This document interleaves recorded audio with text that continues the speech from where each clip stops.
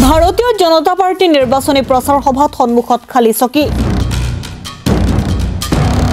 নিৰ্বাচনী সভালৈ অহা কথা আছিল নগাঁও লোকসভা সমষ্টিৰ বিজেপিৰ প্ৰাৰ্থী সুৰেশ বৰা কি ক'লে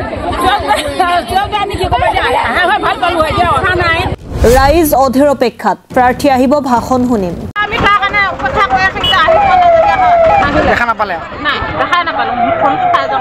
কিন্তু নাই আহিম বুলি নাই নাহে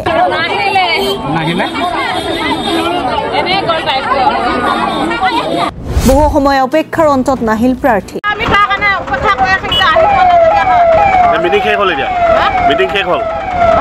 এবাৰ সভা এৰি উঠিবলৈ আৰম্ভ কৰিলে ৰাইজে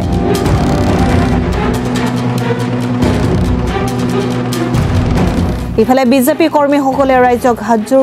কৰি ৰাখে কিন্তু ৰাইজে কাৰো কথা নুশুনিলে পাছৰ পৰ্যায় এয়া খালি চকী এই দৃশ্য 9 নম্বৰ নগাঁও লোকসভাৰ ভাৰতীয় জনতা পাৰ্টিৰ নিৰ্বাচনী প্ৰচাৰ সভাৰ নগাঁও লোকসভাৰ অন্তৰ্গত মৰিগাঁও দন্দুৱা খেলপথাৰত বিজেপি প্ৰাৰ্থী সুৰেশ বৰা উপস্থিত নোহোৱাত অৱশেষত সন্মুখত খালি চকীলৈ সামৰিব লগা হ'ল সভা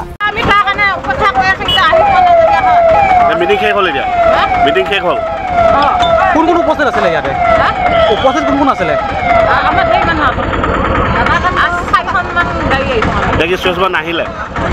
গাড়ী ঠিক কৰি আহিছিলে আপোনালোকে নাহিলে দেখা নাপালে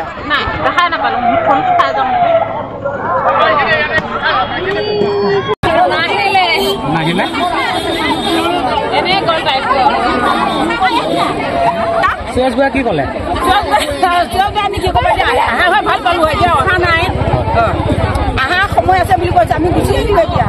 আপোনালোকে কিমান সময়ৰ পৰা অপেক্ষা কৰিলে এতিয়া সন্ধিয়া হৈ গ'লে মৰিগাঁৱৰ পৰা প্ৰশান্ত মেধিৰ ৰিপৰ্ট বেকি এক্সপ্ৰেছ।